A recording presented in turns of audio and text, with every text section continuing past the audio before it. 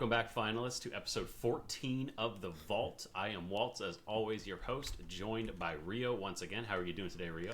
Oh, I am doing great today, and today's episode is sponsored by Via. That's right. The top of the line smart fridge will actually order your groceries for you as soon as they get low in your fridge. You don't have to do anything at all. In fact, if you buy now, you can get a special ice mixer built into the device itself. Waltz. Via make brain chips, not fridges. But I thought the CEO is a fridge. No. Maybe, but they don't make fridges, as far as I'm aware. I don't know, chat. Let us know in the comments if Waltz or Rio is correct. It's a little awkward. Okay, yeah, we're losing that sponsorship. Moving on. All right, so we do have a very brief chat about past events. So a couple past events here. Obviously, the Pro League, which we're going to be talking about. But an event I want to shout out is the Trinity Power event. By Pacifico. It's one that I didn't hear about until recently, but there is a very vibrant side of the community over on TikTok, and they have been holding events. So I'm going to post a link to the YouTube video of this one. It's all cut together. You can see all the activity. They had 16 teams, a lot of different creators. So check it out. It was really cool to see, and they're definitely going to keep doing more stuff in the future. So I'm looking forward to getting to hear more about sort of the TikTok side of things and kind of, because we've been very isolated in our YouTube and Twitch spheres. So it's exciting to see groups that we weren't aware of previously. But that's the only one I have for you. We'll hopefully get some more information on some of their future events. But for now, we don't have anything that we can announce yet in terms of future events. There are things coming. So stay tuned for future episodes because we will actually have some information on those. But for now, let's jump into our main discussion where the Pro League just wraps up, and we want to dive into that. So Rio, why don't you lead us into that one? Yeah, so if you guys missed it, we had a league that happened, and we broke this down in other videos, and we even broke down the playoffs in it. And it was kind of the first time in the finals that we had set up a series of events where people could compete as teams and kind of go through the stages. And we made it all the way to the championship series at the end, and we had two teams, surprisingly from NA, we'll go into that a little more later, that made it to the end, and they were After Hours and Bricked. So some of these really heavy-hitting teams kind of throughout the entire bracket, they made it all the way to the end, and you know what? It was a immensely entertaining grand champion. I mean, I'll let you kind of expand on that, Waltz, but I really enjoyed the matches that we got to watch, and not only that, but cast. Yeah, no, like you said, it was really exciting. I think one of the neatest things for me was that, as you mentioned, this was the first time anything quite like this had been done before. The most similar thing we had was Breakout last year, but they were a lot more split. It was over almost 8 months worth where they went through, and there were so many different dates, and teams kind of got together and then fell apart, and the teams that began the event were half the time not the teams that finished the event. So I think what was really cool about this one is that the consistency of the play days and having a game every Wednesday, every Saturday did a couple of things. It enabled teams to stick together and actually learn and grow. And we saw some real development and change in these teams, which we're going to get into in a second. And we also saw people really be into the idea. Like, people started showing up on Wednesdays. They're like, all right, let's sit down. Here's our time for the Pro League. Let's watch some games. So having that consistency, I think, was one of the coolest parts about it, because you started to actually build the people who knew they could just show up, and I'm hoping we can do similar things in future. But I think when starting all the way back, we don't have to dive all the way into the qualifiers themselves, but I do think it's interesting that of the top three, two of those teams were actually qualified. Bricked and Team Div, who got second and third place, actually were qualifier teams coming through the NA qualifier. After Hours was the only team that was invited that was in the top three. The top four, Make-A-Wish, actually were an invited team as well. So we can talk about that. But 2 out of 4 being qualified teams is pretty neat. Yeah, I mean, just that in itself shows that there were teams that weren't pre-built and didn't get an invite, so they were kind of new to the scene. They made it through the qualifiers, and that means that they had the longest journey of anybody to make it all the way to the end. That they started from literally the bottom and made it all the way to pretty much the end is really impressive, and it says a lot about kind of what Waltz was saying, is that we saw teams evolve. I think, for me, one of the coolest teams that really evolved was Make-A-Wish. And, I think just even their name kind of implies that it was a little bit of a joke. And that's kind of what it felt like when they first started. It felt like they weren't really playing seriously. But what was amazing is kind of as the weeks went on and the play days went on, you saw them kind of like really latch on and really become just this force within the games, within the play days. And then they had an amazing run at the end. And I just, it was so cool to see that, because there's been nothing like that in the community or in the scene so far. And we're just getting a taste of really what can happen. This was Pro League Season 0, so we were just figuring this stuff out. And what's cool is like the pieces kind of fit. Yeah, it was cool to see a team find their way through this season and actually put stuff together at the end, like you said. That it's just the ability that they had, because normally most of our events so far, it's a 1 day or it's a 2 day event, and if you're just kind of not taking it seriously, or if you didn't really mesh together, you don't have a chance to figure things out. And a lot of teams did start to figure things out, and we saw even just adjustments in the way that everyone played. Like, I think one of the big stories, talking about our group stage, where we played 192 games of Cashout overall. It was so many games of Cashout, not quick cash obviously, but very, very different tournament that would have been. But yeah, so there was so much of it that we saw things like NA and EU really ended up having very divided styles by the end of the event. You know, it started by the end of it, NA primarily ran dash on lights, whereas EU still almost completely ran invis. And on the medium side of things, most of EU still ran FCAR or from Moss. There were some Cerberus here or there, but NA was all in on the Cerberus. It was a very shotgun-heavy approach. So it was neat to see actually regions develop different play styles when you separated them from each other, because that's kind of been the case. And those teams that, like, those ranked environments are always sort of there, but they would always come together and there would sort of just be this conglomeration of the meta. But it was neat to see that actually define itself during the event.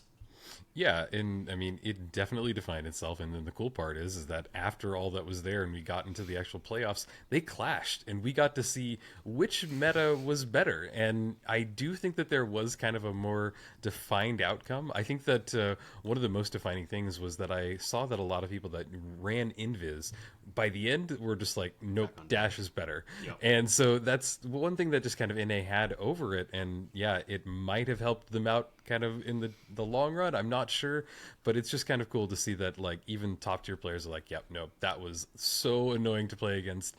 Dash definitely takes it. So yeah, that was it. But moving on through that as well, like, one of the things that we noticed is that we had two different modes in this. We had final round and Cashout. So Cashout is just more crazy, chaotic. It had 4 teams all coming together.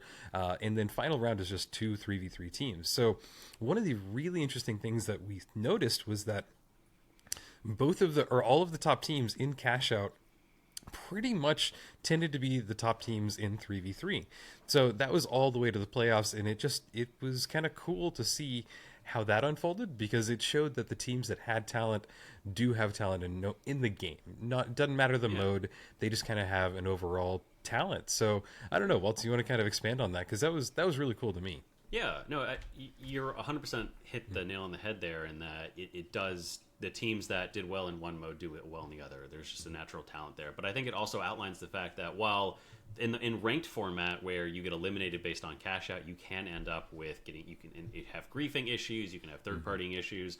But the teams that are good at 3v3 still coming out in almost the exact same order in the cash out group stages, I think means that over time, like, each team played 32 matches of cash out. And so if you were good, if you were actually good at the game, and I'm sorry, not actually, I mean, all these players are way better than me, but if you are better than the other teams in the lobby, you're going to get first or second more often than you're going to get third or fourth. And we saw that pan out across the entire season. We just saw, I found that the format actually worked really, really well. I thought there's obviously lots of tweaks to be on. Probes is going to do a lot of tweaking and kind of adjust maybe how we run cash out. If we have things like if we have ranked version of cash out, I think that would do a lot as well. Make sure that teams feel a little disincentivized to actually third party quite so hard, because there was definitely a lot of that. But overall, I think it speaks to the strength of this format, and that cash out can be competitive when you extend it out over a long period of time. Yeah, I mean, I feel like we're kind of confirming one of our very first episodes that we ever made, Waltz. Is Cash Out competitive? And I think that this is the logical conclusion to Yeah. it. We have Yes, seen it if. over months. So, yeah, it is. I love that we've actually answered that. It's a cool little arc that we've done here, especially if anybody's been watching for a bit. But, yeah, it was really cool. And I think that, it just really led to an amazing championships.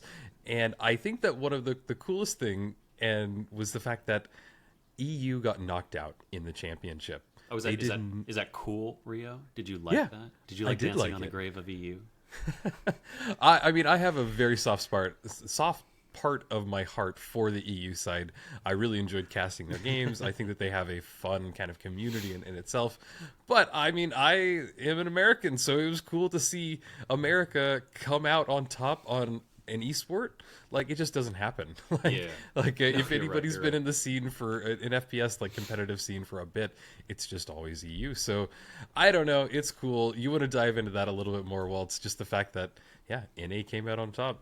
Yeah, we talked about how each region developed its own meta, and there was a distinct style. And one of the most interesting parts, and this is something I hope we see at the major as well, is that each region is going to have their own unique styles and how they play the game. And when those clash, which one comes out on top? And this time, NA came out on top. They had a better idea on how the game works. They knew how to handle those 3v3s better, and I think it was really neat to see how their unique ideas of the meta worked, and even the adapting meta. Like, we saw the championships were kind of this story of the meta we thought had been created getting thrown out the window. Like, you still saw things like Dash, but for most of the group stages and the playoffs, the regional playoffs, the same meta stayed. You still had things like minigun showing up.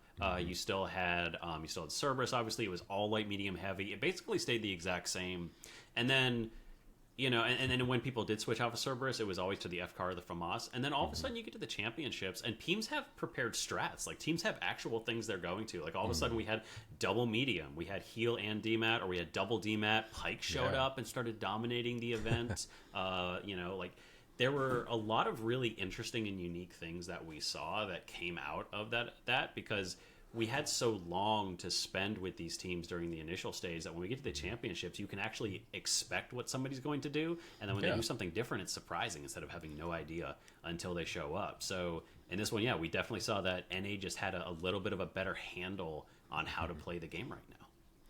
Yeah, and it's kind of cool because we ended up watching, two top NA teams play it out. Like I mentioned, it was Bricked and After Hours, and After Hours ended up taking it in a best of 7.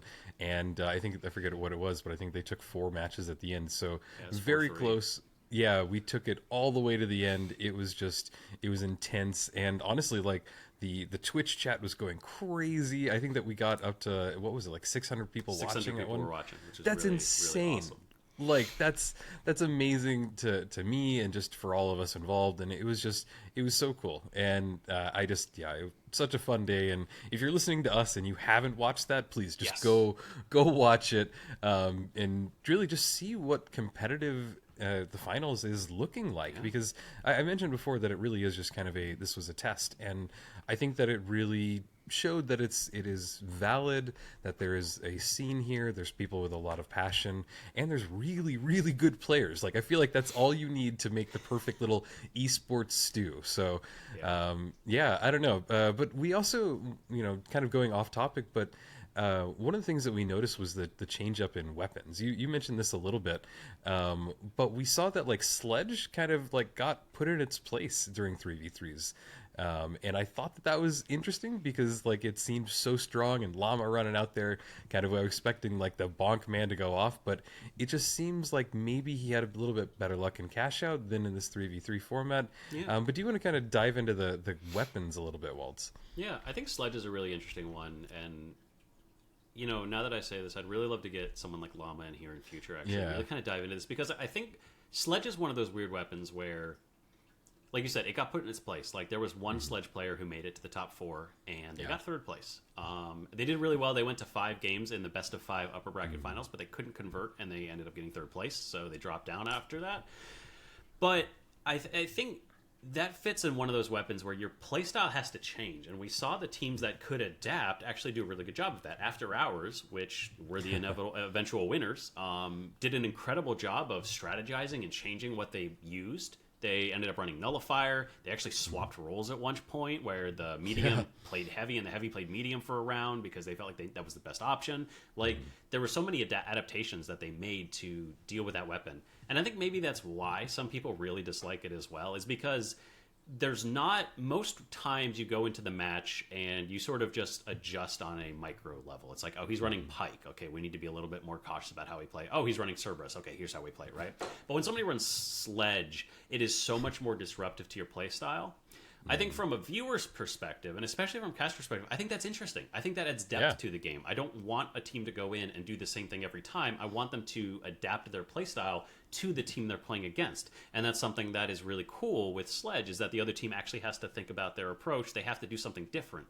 I understand why that can be frustrating to some teams, but I think that was really what we saw here, is that Sledge is a good weapon, but it is manageable if you know how to play against it.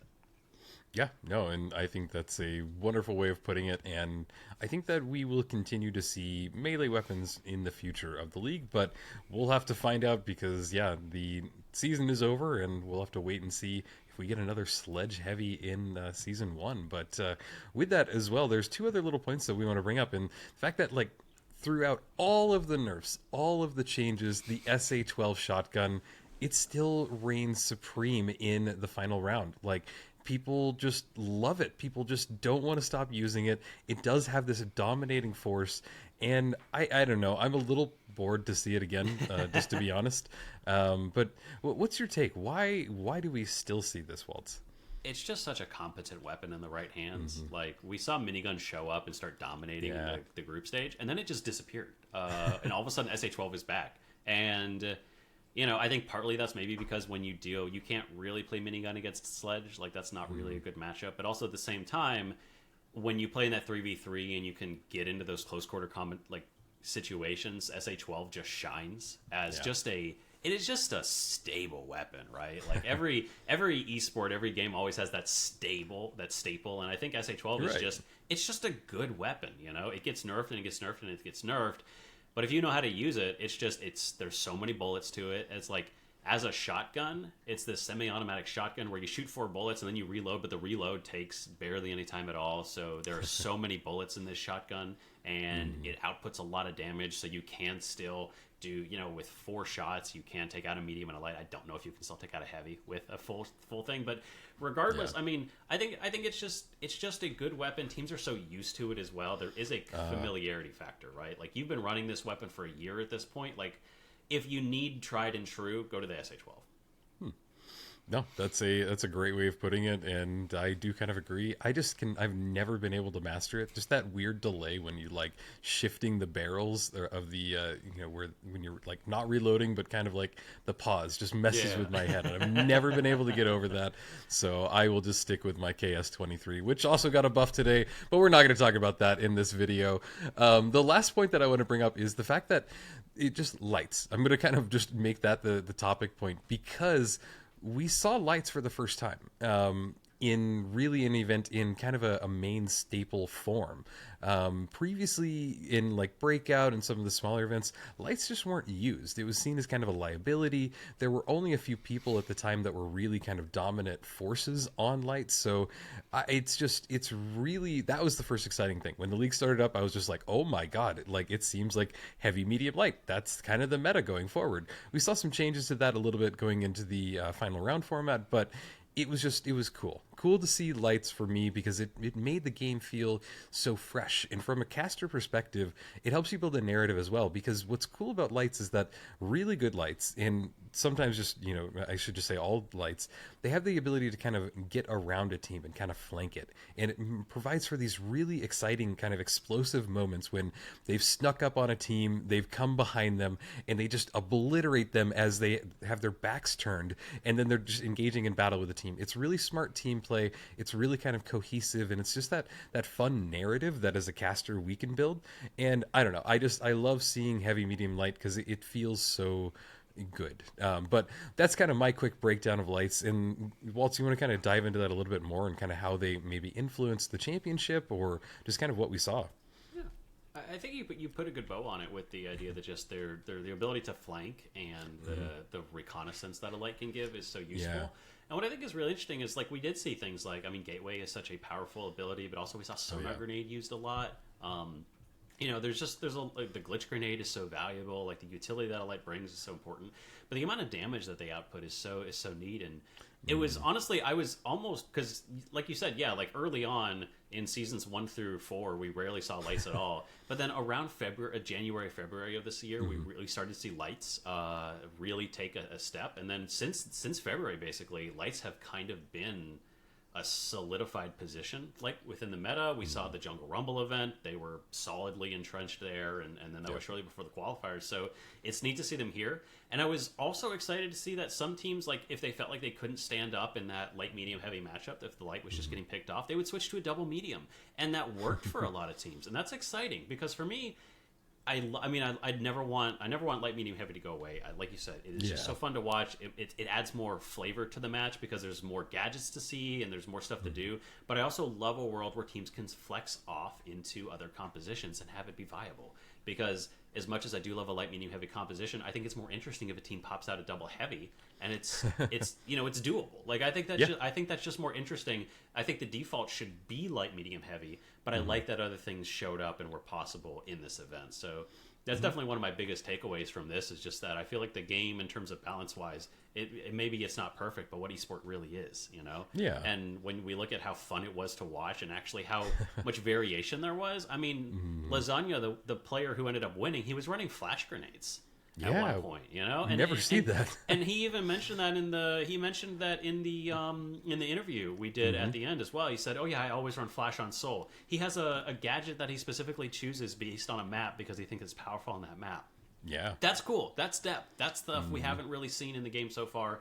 And I think for me, the biggest takeaway for the entire event is just that it was really special and really unique to see just where teams can go and just how kind of like far teams will push the game when we give them a structured environment to do so over the course of 2 months. Yeah, no, I think that's a really a great way to kind of sum everything up. It was a blast, and honestly, we're going to put links in the description below. One last thing that I kind of want to shout out is that we also did a fun little event with all of us casters. We kind of turned the tables, and we did a show match where we had all of the casters play just kind of 3 matches of 3v3, and we had Brindy and Lamp from Halto's Finest come in and cast them, and yeah, just kind of make fun of us and really kind of how bad we are compared to the pros. It was a ton of fun. Honestly, probably one of my favorite things I've done in the scene. So we're going to post a link down to that as well. Check that out because, yeah, I mean, it's a blast. But any final thoughts before we wrap up this video, Waltz? Yeah, so I mean, I think in terms of the Pro League, that's pretty much kind of the main discussion points we wanted to hit. Obviously, After Hours won, and we're going to get the team on here for an interview very soon for you guys. So be looking for that because we're going to dig into just what they did to do so well in the group stages coming second, but also power their way to a first place win. Really exciting to watch and keep an eye out for that because we're definitely going to be digging into their brains a little bit and figuring out what went into that win. But of course, there is one other final big topic that we haven't covered now because we went into it quite in depth a little bit over in Artie's video. If you haven't heard Artie, another caster that we worked with in the Pro League. We talked about the major. There, of course, was an announcement. It didn't have a ton of info, but there was announcements, dates. We talked about all of that, about what we expect, maybe some format some format ideas, how many teams there are. That's all in Artie's video. We're going to be leaving a link to that, so go ahead and check that out if you are interested at all. But that's going to be it for us today. That's all we had. This was a little bit of a shorter one, but we do have a lot of very exciting guests and a lot of exciting videos for you coming up. So make sure you stick around. Make sure you go ahead and drop a subscribe so you can get notified when that comes out. But for now, we're going to head out. We will see you next time on The Vault. Have a good one.